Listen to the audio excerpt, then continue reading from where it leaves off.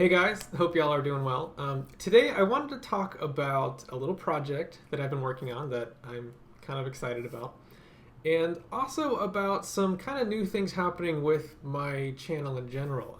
For the years that I've been doing this, I've really never even talked about like why I'm doing this or where things are going or even if things are going anywhere. So I want to talk a bit about that. But first, this project that I've been doing, I think is kind of cool. So a couple months ago, a thread started on one of my videos, and people were asking like, "Hey, how should I practice something like a chord progression, or even just basic chords and whatnot? Should I play a chord progression in C and then play it in D and then play it in E and just kind of go through all the keys that way?" And the answer is no. Actually, you should not do it that way. And the reason is that if say you play like a 1-4-5 progression or something, and you play it in C, and then you move over to D and you play it in D, without really realizing it, you're going to be learning how to move a chord progression over by a whole step, because that's much easier than actually really thinking about it in this new key.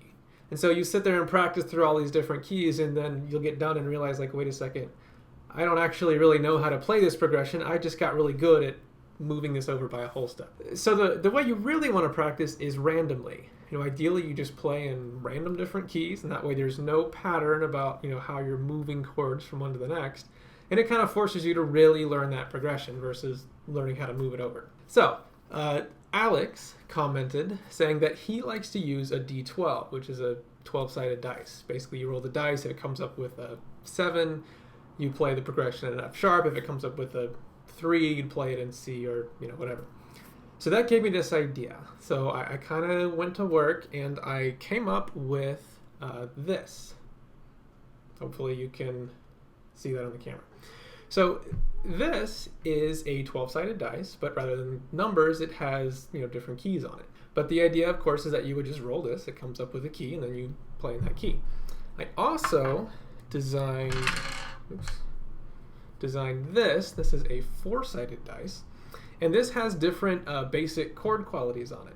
Now, I use the jazz symbols here if you're not familiar with them. A triangle is a major chord. A minus is, it's kind of hard to hold this on the camera, everything's mirrored. Minus is a minor symbol. The circle, of course, is diminished. And then the plus is augmented. So the idea here is that you would roll this, it comes up with a chord quality, and you would play that kind of chord. And then also this one. This has different 7th chord qualities on it. It's a 6-sided dice, so be a dominant 7, fully diminished 7, minor 7, half diminished 7. You get the idea.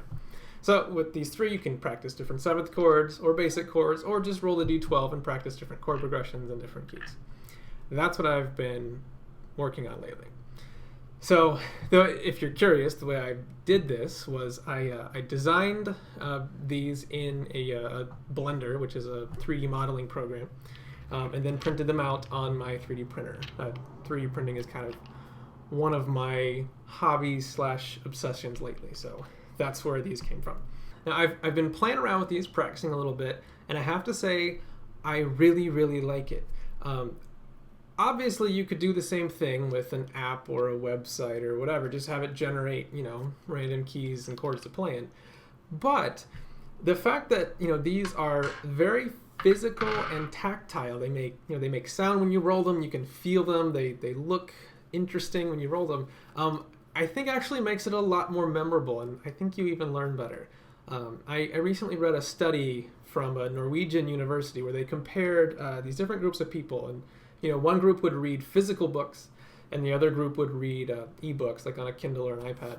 And they found that the group that read physical books had far better memory and recall of what they read versus the ebooks. And they figured that it's just that your mind is much more engaged with physical objects that you can feel and touch and smell and everything, versus something that's just kind of electronic and flat and not quite so immersive. But anyway, here's where I'm going with these. I'm going to share these 3D files, so anyone who has a 3D printer or has access to them, you can print them out and play with them and have fun. Or I will give them out as rewards or kind of thank yous on my Patreon page, or my Patreon campaign, which brings me to the next thing. I started a Patreon campaign. And here's where this kind of ties into where things are going. Some of you guys are pretty new and kind of recently came to the channel. Other people, you've seen me for years and you've watched me move from apartment to apartment. And you've seen me with long hair and short hair, even gain weight and lose weight and all that stuff. You may have wondered, like, what is really the plan here? Where is this channel going? And in fact, it started out as me just kind of uploading some lessons because I thought it'd be interesting. And at first, not much happened, but then things kind of took off. And in recent months, in fact, the past 6 months or so, monthly viewership has tripled. It's been pretty wild. So there's actually a lot of people now watching, which is exciting.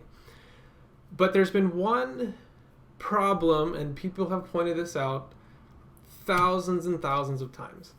A lot of people enjoy my particular teaching style, and they like the material that I've covered and everything. But the problem is that there just simply isn't enough. There are hundreds of different topics and videos that I have not done, never touched.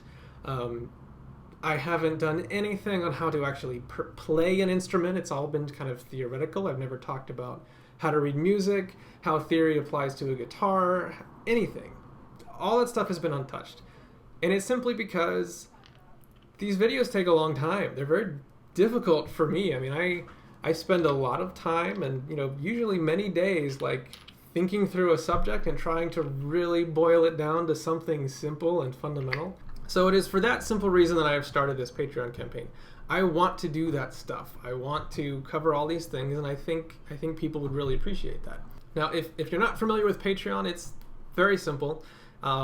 It's almost like an ongoing Kickstarter or something. It's not targeted at a particular project. It's more like a way of supporting me and me continuously producing these videos.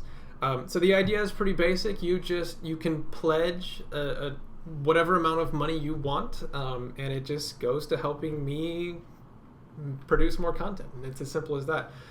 You can set whatever amount you want. I think it starts at like $1 and it goes up from there. You can cancel anytime. There's no like commitment or contract. You just, if you want and you have the money, you can help out. Also, there's no paywall. There's no I'm not going to be keeping any content unless you pay for it or anything like that. It's just a way of kind of funding this. And if you don't have the means or the inclination to help out, it doesn't really matter. I mean, everything still stays the same. You can still watch all the videos and learn and all that stuff. But here's the really cool part. My day job is I freelance. I do programming and application development and everything.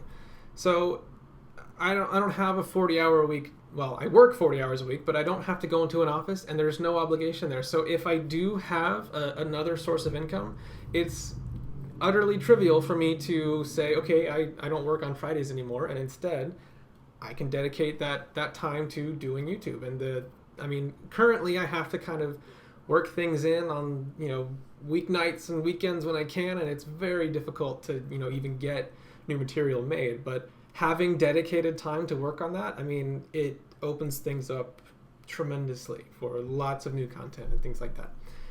So if you're interested in that kind of thing, check it out. If not, like I said, no big deal.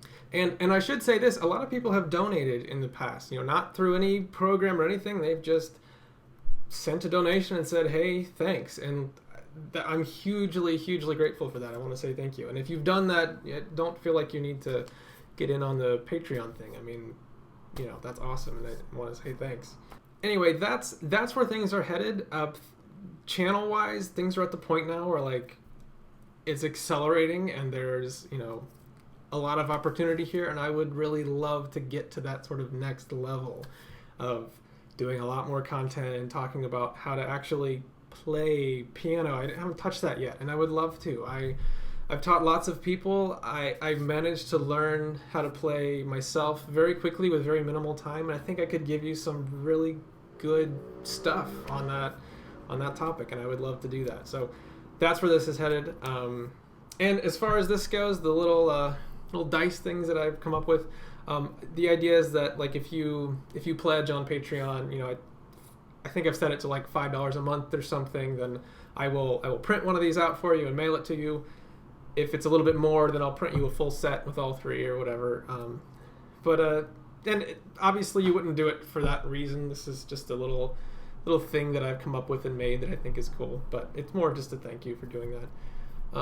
But anyway, thanks for being here. Thanks for kind of still being with me. And I'm hoping that there'll be some really cool stuff coming up soon. So thanks, guys. Let me know what you think. I will see you in the next video.